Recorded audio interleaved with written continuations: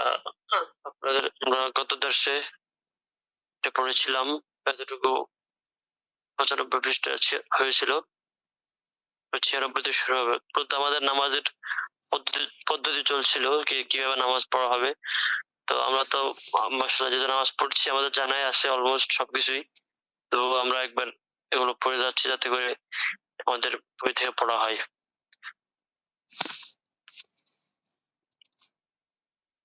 আচ্ছা, এখানে বলছো, এখানে আমরা প্রথম সিজদা শেষ করলো। এখানে প্রথম রাকাতের সিজদার কাজ কমপ্লিট হয়েছে। এরপরে এখানে বলছে সুম্মা রাফা'a রা'সাহু মুকাব্বিরান লিন-নুহুযি বিলা ই'তিমাদিন 'আলাল আরদি বিয়াদাইহি ওয়া বিলা কুউদিন। সুম্মা রাফা'a রা'সাহু, অতঃপর তার মাথা উঠাবে, মুকাব্বিরান তাকবীর বলতে বলতে, লিন-নুহুযি, নুহুজ মানে হলো দাঁড়ানোর জন্য, ওঠার জন্য, দণ্ডায়মান হওয়ার জন্য। তাহলে অতঃপর দাঁড়ানোর জন্য কি করবে? তাকবীর বলতে বলতে মাথা উঠাবে। এখন এই মাথা উঠানোর পদ্ধতিটা কেমন হবে? বিলা ই'তিমাদিন আলাল আরদি বিয়াদাইহি।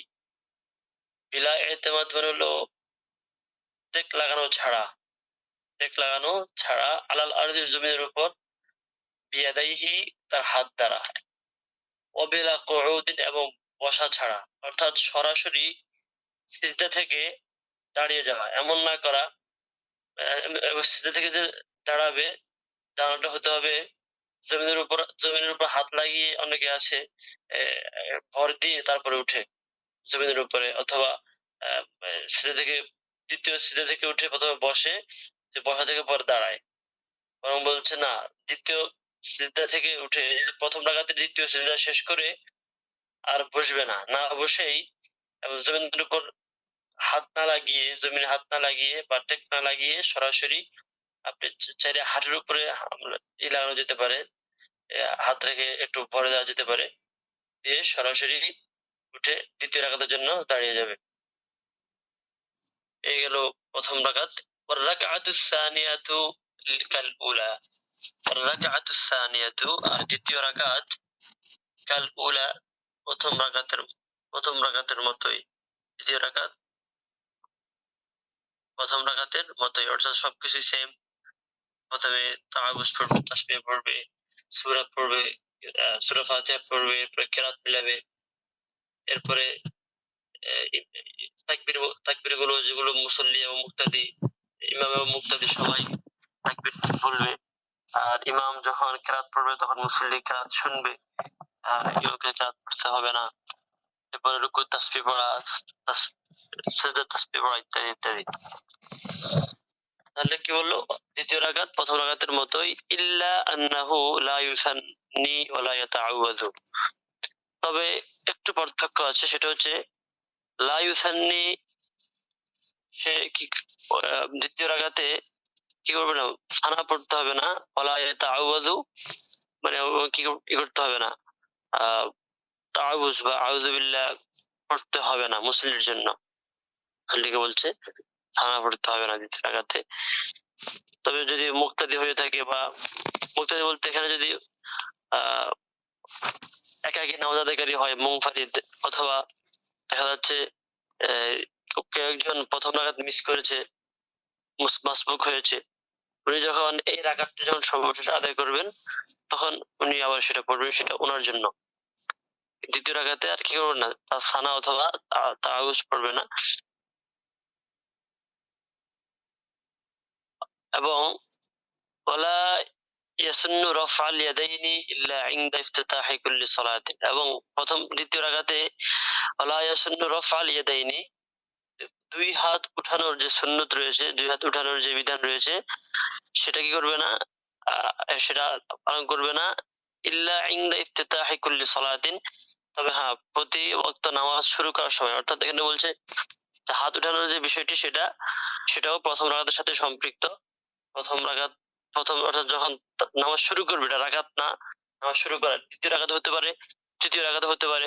অর্থাৎ একজন মাসবুক ব্যক্তি, সে প্রথম রাকাত মিস করেছে, দ্বিতীয় রাকাতে সে নামাজ যুক্ত হবে। তো দ্বিতীয় রাকাত তার জন্য কিন্তু আমাদের শুরু, তখন প্রথম রাকাত তার জন্য দ্বিতীয় রাকাত হলেও নামাজের শুরু বিদায় কি করবে? হাত উঠাবে। অর্থাৎ তাই রফুল ইয়াদাইন বা হাত উঠানোর এটি হচ্ছে নামাজ শুরু করার সাথে সম্পৃক্ত। আর সানা প্রথম রাকাতের সাথে সম্পৃক্ত। এবং ওয়াইন্দা তাকবীরাত তাকবীরুল কুনুতি ফিল উইত্রি, এবং হাত উঠানোর যে বিষয়টা আরেকটি বিষয় রয়েছে সেটা এখানে একটা হচ্ছে ইনদা কুল্লি ইফতিতাহি কুল্লি সালাতিন, প্রতি যে মানে প্রতি ওয়াক্ত নামাজ শুরু করার বা যে কোনো নামাজ শুরু করার সময় হাত উঠাবে। ওয়াইন্দা তাকবীরিল কুনুতি ফিল উইত্রি, বিতরের নামাজে কুনুত পড়ার সময়, দোয়া কুনুত পড়ার আগ মুহূর্তে সে তাকবীর বলার সময় হাত উঠাবে। ওয়া তাকবীরাতিজ জাওয়াইদি ফিল ঈদাইনি, এবং উভয় ঈদে অতিরিক্ত তাকবীর বলার সময় হাত উঠাবে। ওয়া হিনা ইয়ারাল কাবা, এবং যখন কাবা শরীফকে দেখবে তখন হাত উঠাবে। ওয়া হিনা ইয়াস্তালিমুল হাজরাল আসওয়াদা, এবং হাজরে আসওয়াদকে চুম্বন করার সময় হাত উঠাবে। ওয়া হিনা ইয়াকুমু আলা সাফা ওয়াল মারওয়া, এবং সাফা মারওয়ায় যখন কি করবে? সেখানে যখন দাঁড়াবে বা সেখানে যখন সাই করবে তখনই হাত উঠাবে। ওয়াইন্দাল উকুফি বিআরাফাতা ওয়া মুজদালিফাতা, আরাফা এবং মুজদালিফায় অবস্থান করার সময় হাত উঠাবে, মানে দোয়া করার সময় আর কি হাত উঠাবে। ওয়া বা'দা রামিল জামরাতিল উলা ওয়াল উসতা, জামরায়ে উলা এবং উসতা বলতে মানে দ্বিতীয় জামরা, উসতা মানে হচ্ছে মাঝখান, বাকি এর উদ্দেশ্য হচ্ছে দ্বিতীয় জামরাত, এখানে দ্বিতীয় জামরার সময়। তো জামর প্রথম এবং দ্বিতীয় জামরার সময় পাথর নিক্ষেপ করার পরে হাত উঠাবে। ওয়াইন্দা তাসবিহি আকিবাস সালাতি, এবং নামাজের পরে তাসবিহ পাঠ করার সময়, অর্থাৎ দোয়া করার সময়। ওয়াইদা ফারাগার রাজুলু মিন সাজদাতাইর রাকাতিস সানিয়া, এবং যখন কোন ব্যক্তি ফারেগ হবে নামাজ থেকে, মিন সাজদাতাইর রাকাতিস সানিয়া, দ্বিতীয় রাকাতের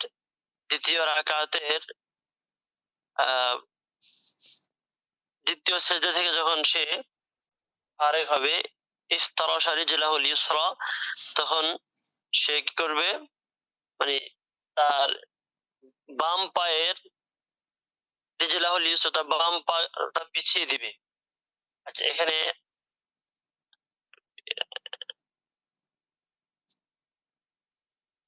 এখান থেকে শুরু করে হাত কখন উঠাবে এটা অনেকগুলো কি বলেছে, সময় বলেছে। অর্থাৎ রফল ইয়াদাইন আমাদের মূলত এখানে এই কথাটা বলার দ্বারা এই পর্যন্ত যতটুকু বলা হয়েছিল, যে এখানে উদ্দেশ্য হচ্ছে মূলত যেহেতু হানাফি মাযহাব অবলম্বনে এই গ্রন্থটি রচনা করা হয়েছে, সেজন্য বলা হচ্ছে যেহেতু অন্য মাযহাবে তারা প্রতি রাকাতেই কি করে? হাত উঠে রফল ইয়াদাইন করে, যেটা রাসূল সাল্লাল্লাহু আলাইহি ওয়াসাল্লাম থেকে প্রমাণিত। কিন্তু শুরুর দিকে এটা হচ্ছে না, আমাদের ইসলামের রাসূল সাল্লাল্লাহু আলাইহি ওয়াসাল্লাম শুরুর দিকে হাত উঠাতেন, কিন্তু রাসূল সাল্লাল্লাহু আলাইহি ওয়াসাল্লামের সর্বশেষ আমল ছিল হাত না উঠানো।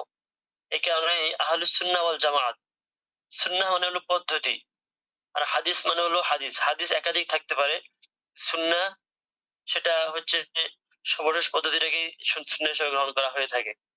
তো আমরা আহলুস সুন্নাহ ওয়াল জামাত, আমরা রাসূল সাল্লাল্লাহু আলাইহি ওয়াসাল্লামের জীবনের সর্বশেষ আমলটিকেই আমরা প্রাধান্য দিয়ে থাকি, এবং সেটাই আমরা পালন করার চেষ্টা করি। যারা আহলুল হাদিস রয়েছেন তারা দেখা যাচ্ছে কখনো শুরুটা আমল করে, কখনো শেষেরটা আমল করে। এবং এখানে সবচেয়ে দুঃখের বিষয় হচ্ছে একটা আমল করতে গিয়ে তারা অপরটাকে অস্বীকার করার পর্যায়ে চলে যায়। এটা হচ্ছে বাড়াবাড়ি। কারণ দুটোই রাসূল সাল্লাল্লাহু আলাইহি ওয়াসাল্লামের হাদিস, অস্বীকার করার কোনো সুযোগ নেই। কিন্তু নাসাখ মানসুখের বিষয় থাকতে পারে। একটা বিষয় আগে বলা হয়েছে, পরে সেটা উল্টো করে নতুন আরেকটা আসতে পারে, এটা সম্ভাবনা রয়েছে। বিধায় আমরা মনে করি যে রাসূল সাল্লাল্লাহু আলাইহি ওয়াসাল্লাম জীবনের শুরুর প্রথম দিকে একরকম নামাজ আদায় করেছেন, দ্বিতীয় দিকে তিনি অন্যভাবে আদায় করেছেন। তার মানে প্রথমটা হয়তোবা মানসুখ হয়েছে, রহিত হয়েছে, দ্বিতীয়টা এখন থেকে আমল করতে হবে। কিন্তু তবুও যদি কেউ যেহেতু এখানে স্পষ্টভাবে বলা হয়নি যে নাসেখ হয়েছে কি হয়নি, কেউ আমল করলে সে করতে পারে, কিন্তু অপরটা অন্য হাদিসটাকেও স্বীকার করতে হবে, মানতে হবে। এখন আমি যদি গোড়ামি করে একটাই মানি আরেকটা না মানি, তাহলে সেটা হচ্ছে আমার নিজের দুর্বলতা এবং আমার হাদিসের প্রতি আমার অবহেলা।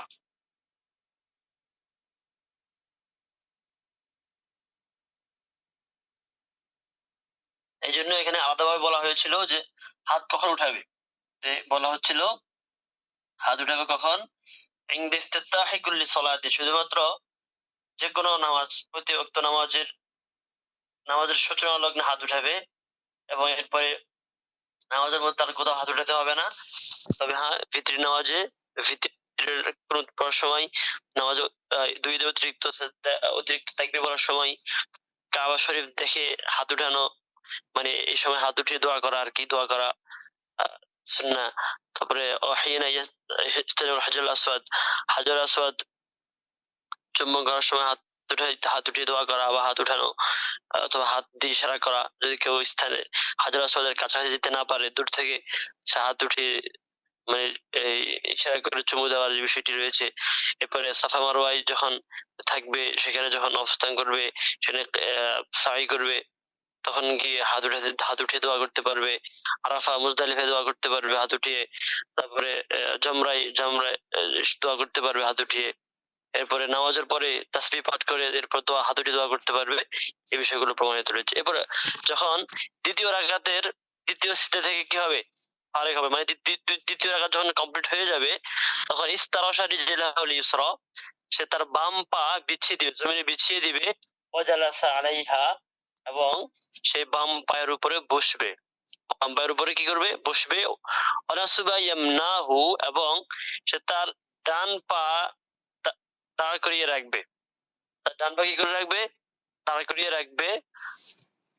ও ওয়াজ্জাহা আসাবিআহা নাহওয়াল কিবলাতি, এবং ডান পায়ের আসাবিআহা আঙ্গুল সমূহ নাহওয়াল কিবলাতি, কিবলার দিকে ফিরিয়ে রাখবে। ওয়াজ্জাহা মানে অভিমুখ করে রাখা, ফিরিয়ে রাখা। আসাবিআহা মানে আসাবিআ রিজলাহুল ইয়ুমনা, তার ডান পায়ের আঙ্গুল সমূহকে কিবলার দিকে ফিরিয়ে রাখবে। ওয়াদাআ ইয়াদাইহি, এবং ওয়াদাআ রাখবে, ইয়াদাইহি উভয় হাত, আলা ফাখিদাইহি দুই রানের উপর, মানে প্রথম বৈঠকের কথা বলছে। দুই হাত দুই রানের উপর রাখবে। ওয়াবাসাতা আসাবিআহু, এবং আঙ্গুল সমূহকে মিলিয়ে রাখবে, আঙ্গুল সমূহকে মিলিয়ে রাখবে। ওয়াল মারআতু তাতাওয়াররাকু, ওয়াল মারআতু তাতাওয়াররাকু,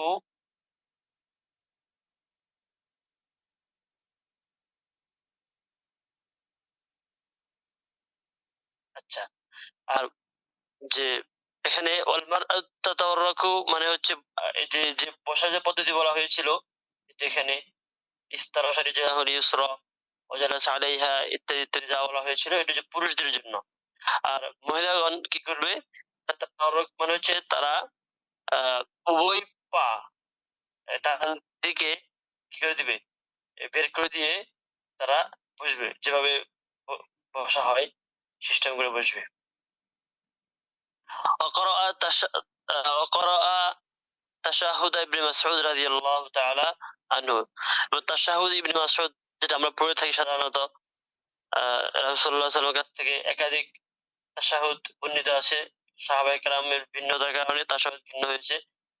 তো আমরা সাধারণত যেটা পড়ে থাকি সেটা হচ্ছে তাশাহুদ ইবনে মাসউদ রাদিয়াল্লাহু তাআলা আনহু। وقرأ تشهد ابن مسعود رضي الله عنه وأشار بالمسبحة في الشهادة. المسبحة মানে হলো এখানে শাহাদাত আঙ্গুল, হ্যাঁ, এটাকে অনামিকা বলা হয় সম্ভবত, অনামিকা আঙ্গুল, হ্যাঁ, আমরা শাহাদাত আঙ্গুল বলে থাকি।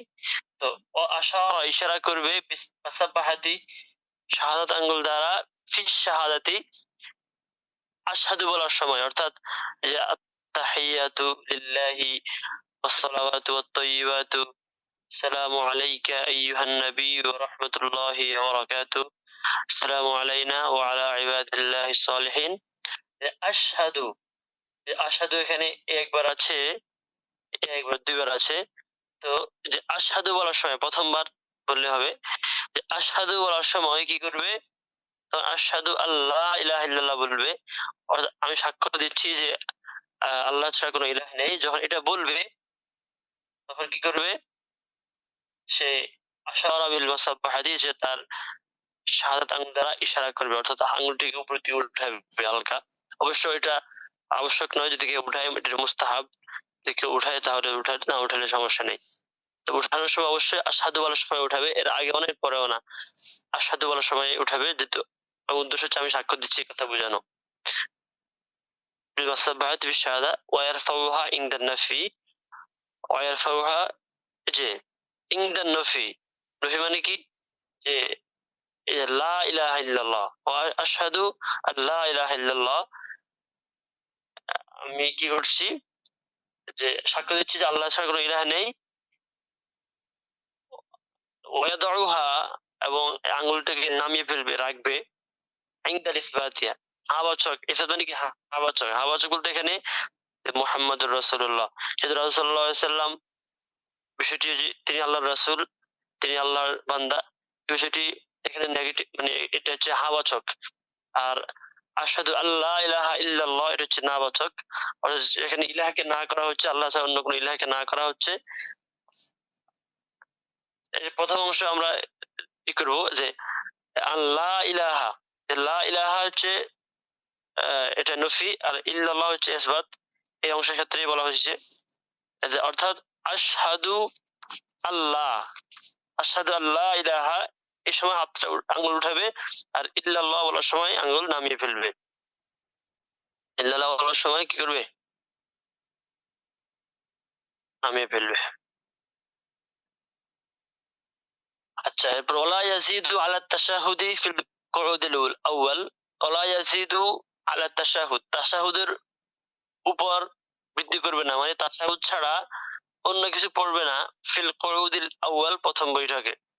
প্রথম বৈঠকে শুধুমাত্র তাশাহুদই পড়বে, বাড়তি কোনো কিছু পড়তে হবে না।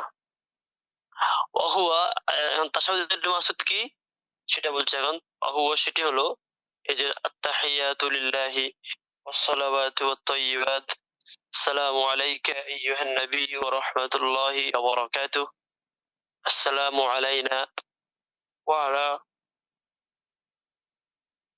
আলা ইবাদিল্লাহিস সালিহিন,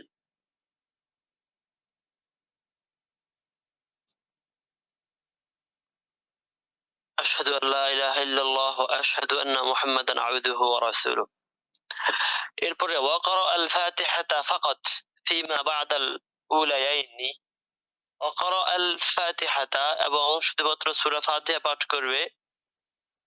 ফাকাত মানে শুধু, শুধু সূরা ফাতিহা পাঠ করবে। ফিমা বা'দাল উলায়াইন, উলায়াইন মানে হচ্ছে প্রথম ২ রাকাত।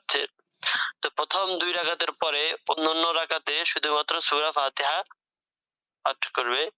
সুম্মা জালাসা, অতঃপর বসবে, যেমনিভাবে প্রথম রাকাতে বসা হয়েছিল, প্রথম বৈঠক, প্রথম ২ রাকাত পরে প্রথম বৈঠকে বসা হয়েছিল। ওয়া ক্বারা আত-তাশাহুদা, এবং তাশাহুদ পাঠ করবে। অর্থাৎ এখানে বলা হচ্ছে ৩য় রাকাত, ৪র্থ রাকাত তেমন কোনো কাজ নেই, শুধুমাত্র আ সবকিছু ঠিক থাকবে। শুধুমাত্র সূরা ফাতিহা পরে আর অন্য কোনো সূরা মিলাতে হবে না। এই পদ্ধতিতে যখন ২য় রাকাত শেষ করবে, বিশেষ করে বসবে প্রথম বৈঠকে বসার মতো। এরপরে সেখানে কি করবে? ওয়া ক্বারা আত-তাশাহুদা, সে ২য় রাকাতে ১ম এ তাশাহুদ ইবনে মাসউদ পাঠ করবে। সুম্মা সাল্লা আলা সাইয়্যিদিনা নাবিয়্যি সাল্লাল্লাহু আলাইহি ওয়াসাল্লাম, অথবা রাসূল সাল্লাল্লাহু আলাইহি ওয়াসাল্লামের উপর দরুদ পাঠ করবে, দরুদ ইব্রাহিম। সুম্মা দাআ বিমা ইয়াশবাহুল কুরআন ওয়াস সুন্নাহ, অতঃপর দোয়া করবে। কেমন দোয়া? যেটা ইয়াশবাহুল কুরআন ওয়াস সুন্নাহ, কোরআন এবং সুন্নাহর সাথে মিল আছে, অর্থাৎ কোরআন ও সুন্নাহ দ্বারা প্রমাণিত, এখান থেকে যেকোনো একটা দোয়া পড়লেই হবে। যদি আমরা দোয়ায়ে মাসুরা পাঠ করে থাকি নির্দিষ্ট, আ কিন্তু এখানে হাদিসে বর্ণিত অন্যান্য দোয়া পড়লেও হবে। শুধুমাত্র আমরা যেটা প্রসিদ্ধ এটা ছাড়া এটাই পড়তে হবে এমনটা নয়। আচ্ছা, সুম্মা ইউসাল্লিমু ইয়ামিনান ওয়া ইয়াসারান, অতঃপর ইউসাল্লিমু সালাম ফিরাবে, ইয়ামিনান ডান দিকে, ওয়াসারান বাম অথবা বাম দিকে মানে ডানে বামে সালাম ফিরাবে ফায়াকুলু এবং সালামের সময় কি বলবে সে বলবে আসসালামু আলাইকুম ওয়া রাহমাতুল্লাহ কিভাবে নাভিয়ান এই নিয়ত করে নাভিয়ান মান মাহু নাভিয়ান মান মাহু তার সাথে যারা আছে তাদের নিয়ত করে কামা তাকদ্দামা যেমনি ভাবে আগে গিয়েছে অর্থাৎ যদি ইমাম হন ইমাম যখন সালাম ফিরাবেন তিনি নিজের নিয়ত করবেন নিজের এবং তিনার সাথে তিনার ডান দিকে সালাম ফিরানোর সময় ডান দিকের মুসল্লি এবং ডান দিকের ফেরেশতা এবং ডান দিকে যদি যেগুলো জিন না থাকে নামাজ পড়ে থাকে অনেক জিন থাকে নামাজ পড়ে আমরা মানুষ দেখে না তো নিয়ত করার সময় সে কি করবে নিয়ত করবে ডান দিকে সালাম ফেরানোর সময় ইমাম সাহেব কাদের নিয়ত করবে ইমাম সাহেব তার মুসল্লিদের নিয়ত করবে তার ডান দিকে ফেরেশতাদের নিয়ত করবে এবং জিন মুসল্লিদের নিয়ত করবে আর যখন বাম দিকে সালাম ফিরাবে তখন বাম দিকের মুসল্লিদের ফেরেশতাদের ইত্যাদি নিয়ত করবে আর যখন মুসল্লি যখন ডান দিকে সালাম ফিরাবে মুসল্লি শুধু তার নিজের নিয়ত তার নিজের তার ফেরেশতার নিয়ত করবে আর বাম দিকে ফেরানোর সময় সেম তার নিজের এবং তার সাথে ফেরেশতাদের বাম দিকে বাম পাশের ফেরেশতাদের নিয়ত করবে এভাবে সালাম ফিরাবে এ হলো সালাতের পদ্ধতি স্টেপ বাই স্টেপ বলা হয়েছে এটা হচ্ছে অবশ্য ভাইদেরটাই বর্ণিত হয়েছে বোনদেরটা সামান্য পার্থক্য রয়েছে সেটা বলে দেওয়া হয়েছে সেটা হচ্ছে বোনদের নামাজের সিস্টেম হচ্ছে প্রথমত তারা হাত কাঁধ পর্যন্ত উঠাবে না কান পর্যন্ত হাত বের করে উঠাতে হবে না বরং ওনারা চাইলে চাদর যদি শীতকালে হয় চাদরের ভিতর থেকেই শুধুমাত্র তারা তাদের কাঁধ বরাবর হাত উঠাবে অর্থাৎ পরিদেশের ভিন্ন শুধু কাঁধ বরাবর হাত উঠে করবে এবং তার হাত বাঁধবে কোথায় বুকের উপরে আর বাকি সব কিছু সেম তবে বসার সময় বৈঠকে তারা বসার সিস্টেমটা হচ্ছে উভয় পা ডান দিকে বের করে দিবে বের করে দিয়ে পাশে করে তাআররুক বলা হয় বসবে আর কোনো পার্থক্য নেই বাকি কেরাত সূরা ইত্যাদি সবকিছু সেম থাকবে তাসবিহ তাহলিল সবকিছুই এবার শুরু হচ্ছে বাবুল ইমামা ইমামতের অধ্যায় ইমাম কেমন হবেন কার ইমাম হওয়া উচিত ইত্যাদি ইত্যাদি ইমামতি নিয়ে এখন আলোচনা করা হবে জি ভাই একজন শুরু করি একটু পড়ি শুরু থেকে পরে আমরা শুরু করছি ইনশাআল্লাহ কে পড়বেন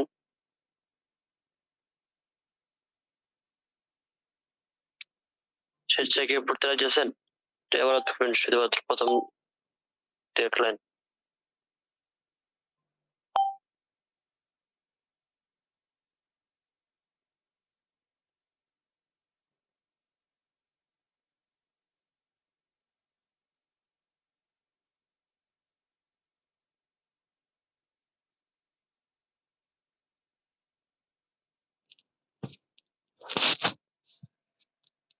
পড়বেন কেউ ভাই আচ্ছা আমি পড়ছি তাহলে বাবুল ইমামতের অধ্যায় হিয়া আফদালু মিনাল আযান ইমামত এটা হচ্ছে আফদালু মিনাল আযান আযানের চেয়ে উত্তম মানে মুয়াজ্জিনের চেয়েও মুয়াজ্জিন এর চেয়েও কি উত্তম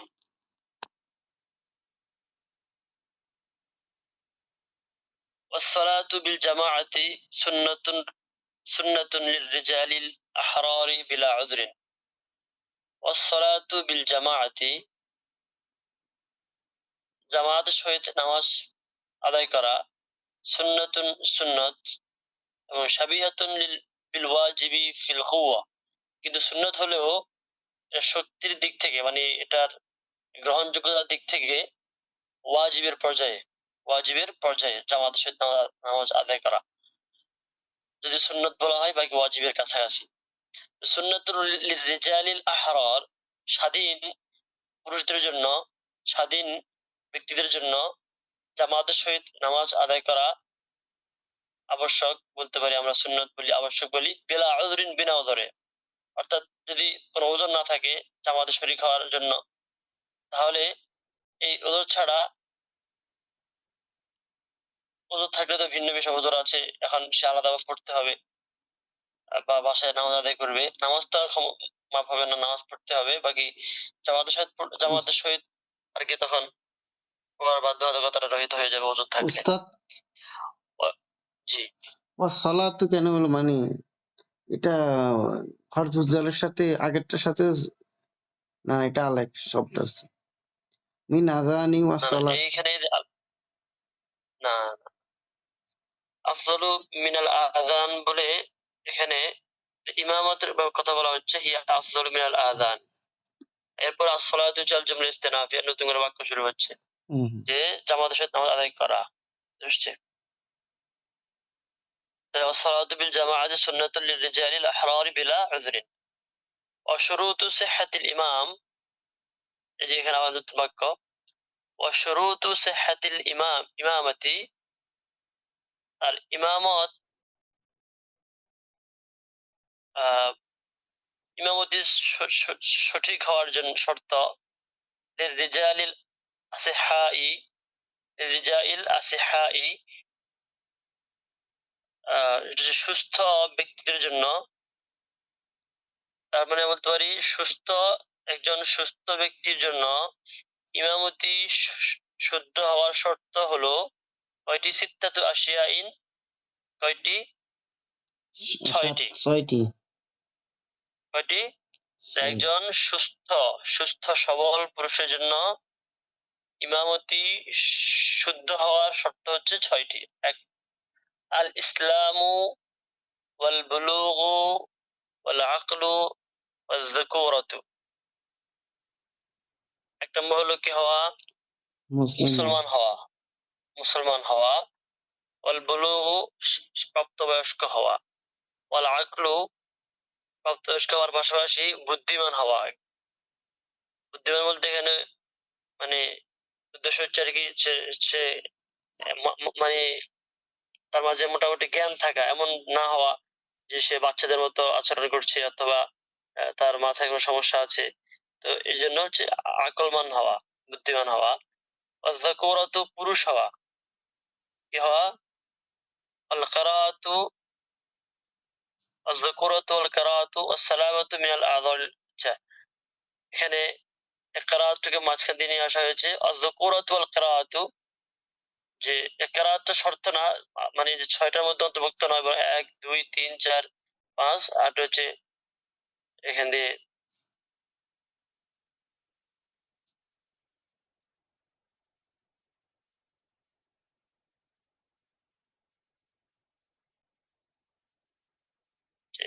এটা শর্ত, এখানে ই করা হয়নি, ওনারা মার্ক করেন নাই লাল কালি দিয়ে, এটা একটা শর্ত।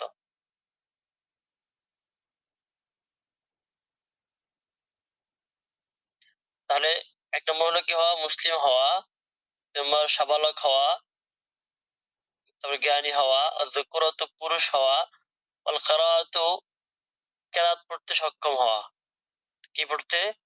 কিরাত পড়তে, নামাজের মধ্যে অর্থাৎ যতটুকু পরিমাণ নামাজ, যতটুকু কিরাত পাঠ করলে নামাজ শুদ্ধ হবে ততটুকু পরিমাণ কিরাত পাঠ করা। ওয়াসসালামাতু মিনাল আযারি, এবং যে কিছু কিছু রোগের নাম বলছে, এই সমস্ত রোগ থেকে কি হওয়া? সালামত, সুস্থ হওয়া। সালামাতু মিনাল আযারি, কিছু রোগ থেকে কি হওয়া? সুস্থ হওয়া। সেগুলো কি? আর রুআফ ওয়াল ফাফা ওয়াত তামতামা ওয়াল লাসগি। রুআফ মানে হলো নাক থেকে রক্ত প্রবাহিত হওয়া, ঠিক আছে? নাক থেকে রক্ত প্রবাহিত হওয়া, এই যে আদ-দামু ইয়াখরুজু মিনাল আনফি, রক্ত, নাক থেকে রক্ত প্রবাহিত হওয়া।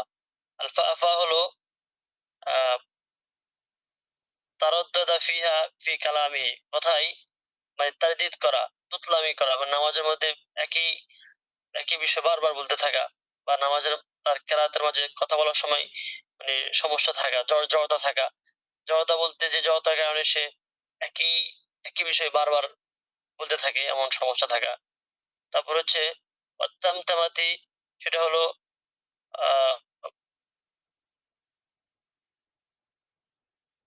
رده إلى التاء والميم سبقت كلمته إلى حنكه الأعلى তামতামাল কালামা তামতামা মানে এটাও হচ্ছে তোতলামি করা অর্থাৎ একই একটা হচ্ছে বারবার রিপিট করা আর একটা হচ্ছে তোতলামি করা মানে বেরোতে না চাওয়া অর্থাৎ বলতে গেলেই যে সমস্যাটা হয়ে থাকে যারা একটু মুখে জড়াতে থাকে তোতলামা বলে থাকে যাদেরকে হচ্ছে লাসগুন লাসগুন মানে হচ্ছে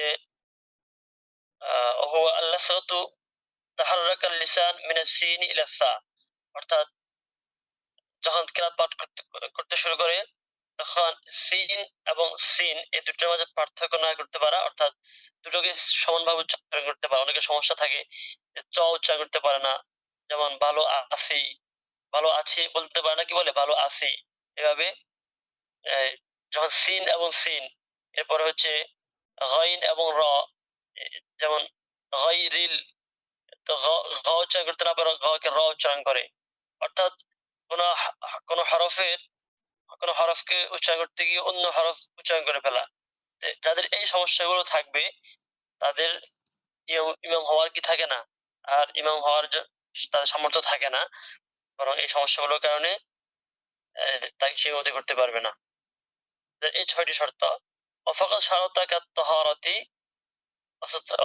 وستر عورة অর্থাৎ এখানে এই এর বাহিরে আরো কিছু শর্ত রয়েছে সেটা হচ্ছে পবিত্রতা সে অবশ্যই পবিত্র থাকতে হবে আমরা জানি পবিত্র না থাকলে তো কারোই নামাজ হবে না ইমাম হোক বা মুসল্লি হোক এবং ছাত্র আওরাত তার সদর ঢেকে রাখা সদর এটা তো নিশ্চয়ই ইমামের জন্য শর্ত নয় বরং সবার জন্যই এই বিষয়টা যে পবিত্র থাকা এবং তার সদর ঢেকে রাখা সদর হচ্ছে পুরুষের সদর হচ্ছে তার নাভি থেকে নাভির নিচ হাঁটুর নিচ থেকে নিয়ে নাভির উপর পর্যন্ত তথা অন্তত এতটুকু অংশ ঢেকে রাখতে হবে নামাজের মধ্যে আর পুরুষের সদর হচ্ছে আর বোনদের মহিলাদের সদর হচ্ছে পুরো শরীর শুধুমাত্র হাতের তালু এবং চেহারা ছাড়া নামাজের মধ্যে চেহারা খোলা রাখতে পারবে এবং হাতের তালুকে রাখতে পারবে খোলা রাখতে পারবে এবং এছাড়া আর বাকি পুরো অংশটাই কি তাদের সতরের অন্তর্ভুক্ত সেগুলো অবশ্যই ঢেকে রাখবে وشروط صحة الاقتضاء أربعة عشر شيئا এবং ইক্তেদা সহিহ হওয়ার জন্য ইক্তেদা মানে হচ্ছে অর্থাৎ ইমাম ইমাম তো হচ্ছেন ইমাম আর ইক্তেদা হচ্ছে অনুসরণ করা আর আমি যে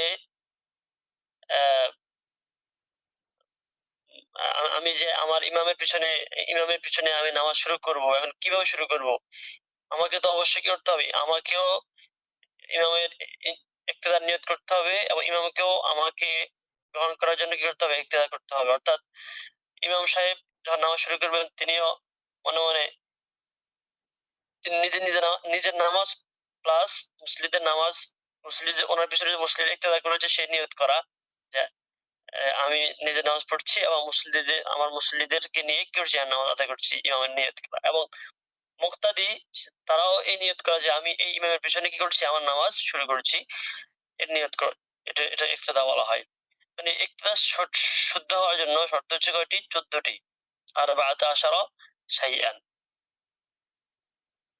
এক নম্বর হচ্ছে নিয়্যাতুল মুক্তাদি আল মুতাবাআতা মুকারিনাতান লিতাহরিমাতিহি নিয়্যাতুল মুক্তাদি নিয়ত করা কিসে আল মুতাবাআতা অনুসরণের ইমামের অনুসরণের কি করা যে আমি এই ইমামের পিছনে কি করছি না আমি সালাতের নিয়ত করছি ইক্তেদা করছি অর্থাৎ ইমাম সাহেব নামাজ যেভাবে পড়াবেন আমি সেভাবে ইমাম সাহেব কি করবো অনুসরণ করব এই এই ইত্তেবার কি করা নিয়ত করা কখন মুকারিনাতান লিতাহরিমাতিহি তাহরিমা বলার সাথে সাথে অর্থাৎ যখনই তাহরিমা বলবে আল্লাহু আকবার ও তাকবীর তাহরিমা বলার এই মুহূর্তে কি করা ইক্তেদা নিয়ত করা ওয়ানিয়াতুর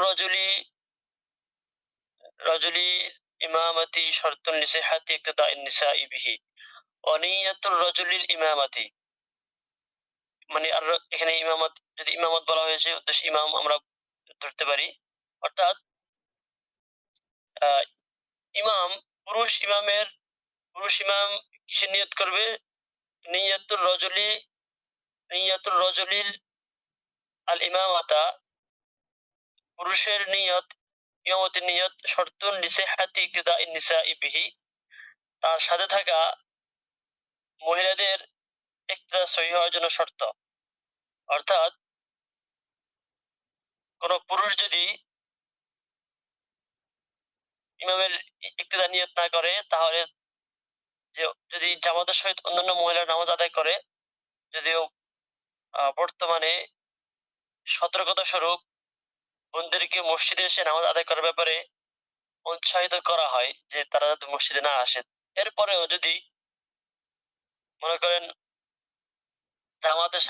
জামাতে একেবারে পরিপূর্ণ পর্দার সহিত এবং ফিতনামুক্ত পরিবেশ যদি কেউ নিশ্চিত করতে পারে, এবং সেই পরিবেশে যদি কেউ জামাতের সহিত, বোনেরা যদি জামাতের সহিত নামাজ আদায় করতে চায়, তাহলে সেই সুযোগ আছে।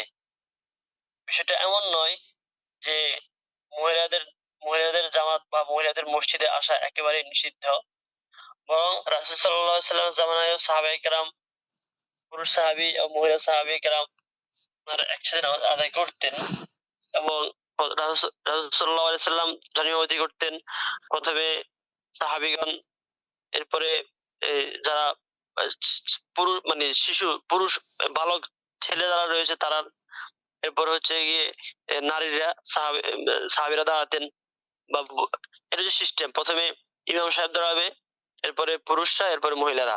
আর যদি কোনো ছেলে থাকে, বাচ্চা থাকে, তাহলে যারা ছেলেদেরকেও পুরুষদের সাথে দাঁড় করাবে, এবং সবার পিছনে থাকবে কারা? মহিলারা। তো এই এটা তখন ছিল, কারণ তখন ফিতনার আশঙ্কা ছিল না, তখন সবাই মাঝে তাকওয়া ছিল। এবং এই এখন একজন নারী ঘরেই তো কি থাকে না, সে নিজ ঘরেই মানে ফিতনা মুক্ত থাকতে পারে না, অনেক সমস্যা।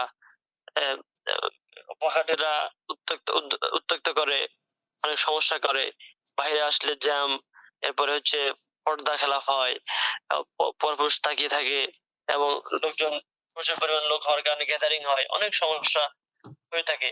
তো এই সমস্যাগুলোকে বিবেচনা করে বলা হয় যে ঘর থেকে, মানে এখন ঘরে নামাজ আদায় করা উত্তম। বরং যদি নিজ ঘরে যদি কেউ জামাতে নামাজ আদায় করে বোনেরা, তাহলে তারা জামাতের সহিত নামাজ আদায় করার কিভাবে সওয়াব পাবে। হ্যাঁ, যদি স্বামী, স্ত্রী, ছেলে সন্তান এরা মিলে যদি বাসায় নামাজ আদায় করে জামাতের সহিত, সেই সুযোগ রয়েছে, করতে পারবে। অর্থাৎ যদি স্বামী ইমামতি করে এবং স্ত্রী যদি স্বামীর ইক্তেদা করে, এই সুযোগ রয়েছে, বাসায় এভাবে নামাজ আদায় করতে পারে, সমস্যা নেই। বাসার সবাই মিলেও, মাহারাম যারা আছেন, মাহারামরা মিলে নামাজ আদায় করতে পারবে। তো যাই হোক, এখানে বলছে যে মহিলাদের, সাথে থাকা মহিলাদের ইক্তেদা হওয়ার জন্য অবশ্যই কি করতে হবে? পুরুষ তার ইমামের কি করতে হবে? ইক্তেদা করতে হবে, ইমামের ইক্তেদা নিয়ত করতে হবে। ওয়াতাকাদ্দামাল ইমামু বিআকাবিহি আনিল মা'মুম, এবং ওয়াতাকাদ্দামাল ইমামু, ইমাম এগিয়ে থাকবে, মানে সামনে থাকবে, বিআকাবিহি আনিল ইমাম, মানে মা'মুম, মা'মুম দ্বারা উদ্দেশ্য হচ্ছে এখানে মুসল্লি বা মুক্তাদি। তো মুক্তাদির চেয়ে ইমাম কি থাকবে? এগিয়ে থাকবে, নামাজে যখন দাঁড়াবে একটু সামনে আগে থাকবে। ওয়াল্লা ইয়াকুনা আদনা হালান আনিল মিনাল মা'মুম, ওয়াল্লা ইয়াকুনা, লা ইয়াকুনা আল ইমামু, ইমাম কি হবে না? আদনা সমান হবে না, হালান মিনাল মা'মুম, মুসল্লির অবস্থা। অর্থাৎ ইমাম এবং মুসল্লি তারা একই সমান, একই কাতারে দাঁড়াবে না, আগ পর করে দাঁড়াবে। ইমাম আগে থাকবে, মুসল্লি কোথায় পরে থাকবে। ওয়াল্লা ইয়াকুনা আল ইমামু মুসাল্লিয়ান ফারযান গায়রা ফারদিহি, এবং ইক্তেদা সহিহ হওয়ার জন্য একটা শর্ত হলো ওয়াল্লা ইয়াকুনা আল ইমামু মুসাল্লিয়ান ফারযান গায়রি ফারদিহি, যে ইমাম, এখানে সবগুলো হাল আসছে, যে ইমাম এমন না হওয়া যে ইমাম এমন ফরজ নামাজ আদায় করেছেন যে ফরজ নামাজের নিয়ত মুসল্লি করেনি। অর্থাৎ আল্লাহ ইয়াকুনাল ইমাম মুসাল্লিয়ান, ইমাম এমন নামাজ আদায়কারী না হওয়া মুসাল্লিয়ান ফরদান এমন ফরজ আদায়কারী না হওয়া, গায়রা ফরজিহি আই গায়রা ফরজিল মুক্তাদি, মুক্তাদি ফরজ নামাজ ছাড়া। এই কথা মানে কি? মানে হচ্ছে উদাহরণস্বরূপ ইমাম নিয়ত করেছে আমি এখন কি করছি, ইমাম জোহরের নামাজ আদায় করছেন, এখন জোহরের জামাত শুরু হয়েছে। এখন একজন মুসল্লি এসে নিয়ত করলো আমি এখন আসরের নামাজ আদায় করছি, তাহলে কি হলো? ইমামের ফরজ হচ্ছে জোহর, জোহরের ফরজিয়াত, আর মুসল্লি হয়ে যাচ্ছে আসর। তার মানে ইমামের ফরজ এটা গায়রা ফরজিল মুসল্লি হয়ে যাচ্ছে।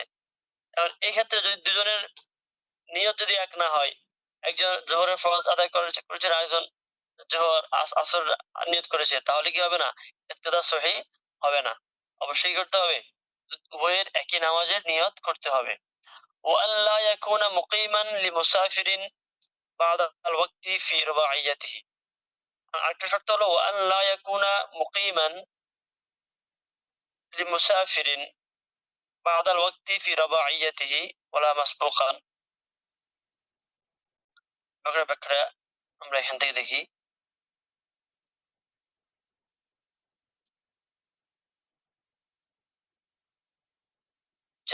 فإن اقتداء المقيم بالمسافر صحيح। اقتداء المقيم بالمسافر، মুকিম যদি কোনো মুসাফিরের কি করে ইক্তেদা করে, সেটা ফিস সহিহুন সঠিক, ফিল ওয়াক্তি সময়ের মধ্যে, অবাদাও এবং সময়ের পরেও। লিআন্না সলাতাল মুসাফিরি ফিল হালাইনি ওয়াহিদাতান, কেননা উভয় অবস্থাতেই মুসাফিরের নামাজ কি সেম থাকে, একই অবস্থাতেই থাকে। এখানে কি বললো? এটাই বলেছে, দেখেন ওয়াল্লা ইয়াকুনা মুকিমান লিমুসাফিরিন বাদাল ওয়াক্তি ফি রবাইয়াতিহি। 4 রাকাত বিশিষ্ট নামাজে, কয় রাকাত? 4 রাকাত বিশিষ্ট নামাজে সময় পার হয়ে যাওয়ার পরে লা ইয়াকুনা মুকিমান লিমুসাফিরিন, কোন মুকিম যেন কি করে মুসাফিরের, কোন মুসাফির ব্যক্তির পিছনে ইক্তেদা না করে, ওয়ালা মাসবুকান এবং মাসবুকের পিছনে ইক্তেদা না করে। তো সময়ের মধ্যে 4 রাকাত বিশিষ্ট নামাজের, যেহেতু 4 রাকাত বিশিষ্ট নামাজ মুসাফির পড়বে 2 রাকাত আর মুকিমরা পড়বে কয় রাকাত? 4 রাকাত।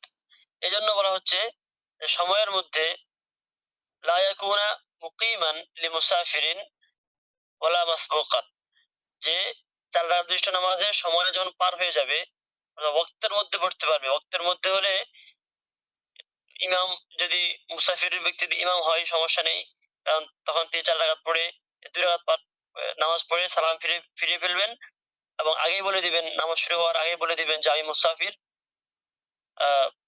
অর্থাৎ যদি মুকিম এমন কোন ব্যক্তি না থাকেন যিনি ইমাম হওয়ার যোগ্য, এই ক্ষেত্রে গিয়ে মুসাফির ইমাম হতে পারে।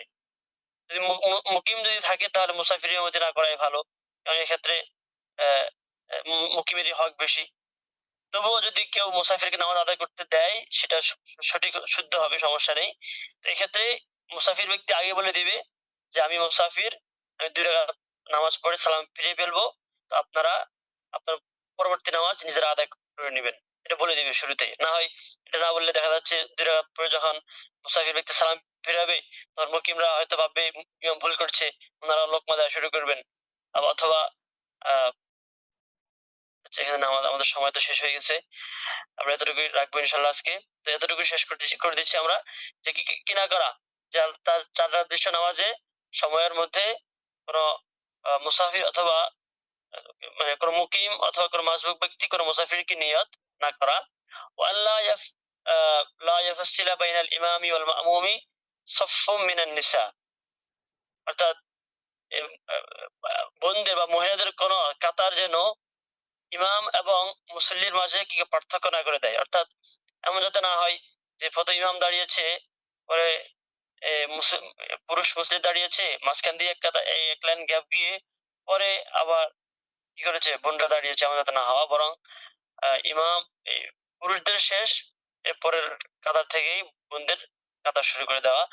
এভাবে কি করা, নামাজ পার্থক্য না করা, পার্থক্য গুলো তো ইফতিদার সহি হবে না।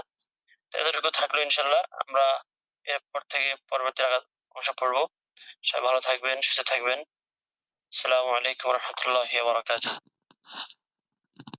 যদি কোনো অংশ অস্পষ্টতা থাকে এটা মার্ক করে রাখেন, ইনশাআল্লাহ পরের ক্লাসে